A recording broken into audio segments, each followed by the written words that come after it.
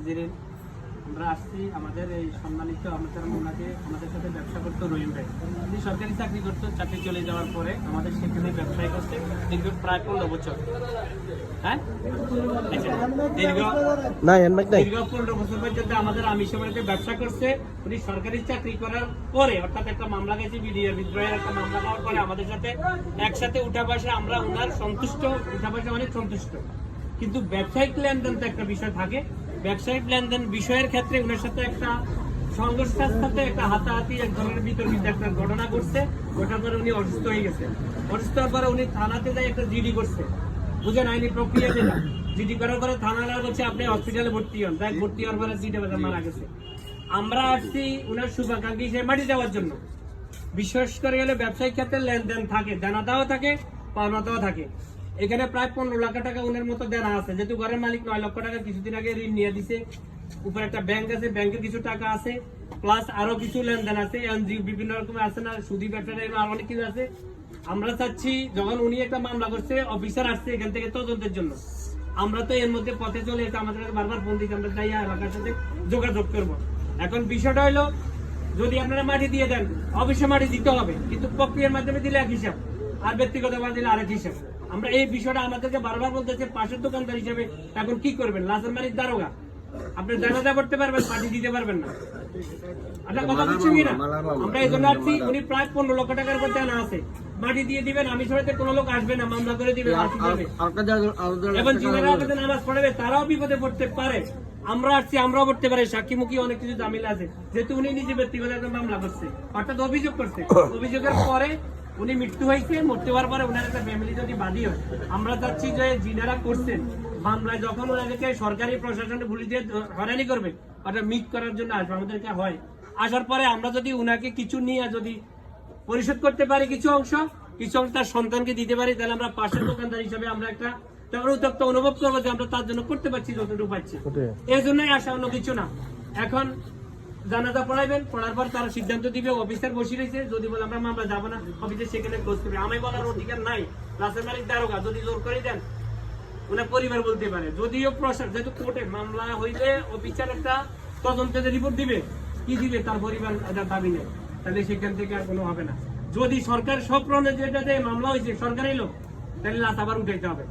আমার কথা বুঝছেন কিনা? কিন্তু ঋণগুলো আছে তাদের দাবি তো তার পরিবারের মিটাতে হবে। জি, ওটা বলছি।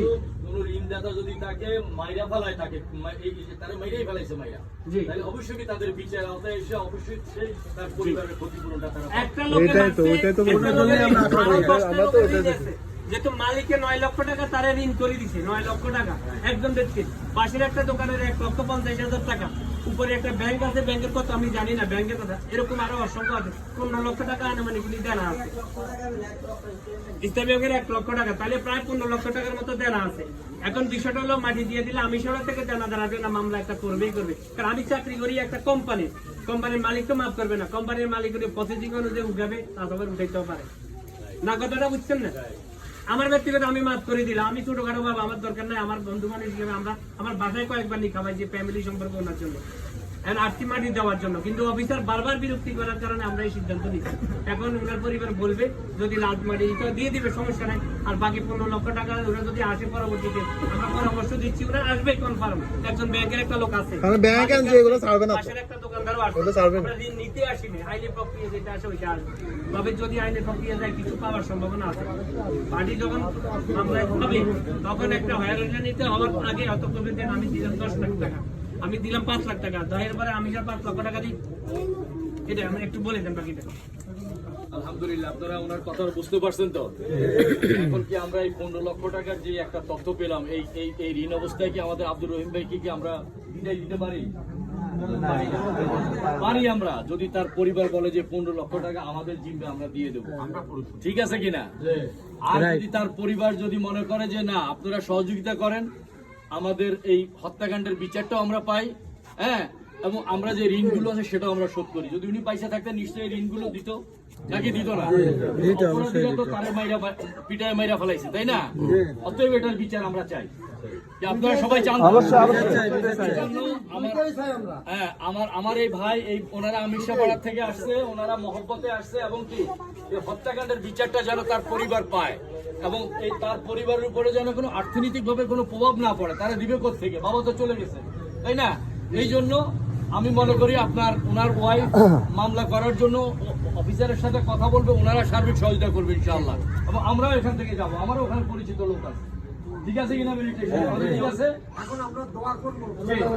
দাদা পড়ান, সমস্যা নেই। হ্যাঁ। কিন্তু ঠিক আছে, আমরা দোয়া করে ফেলি। কথা বলি, দিলে ঠিক আছে, আমরা দোয়া করে ফেলি।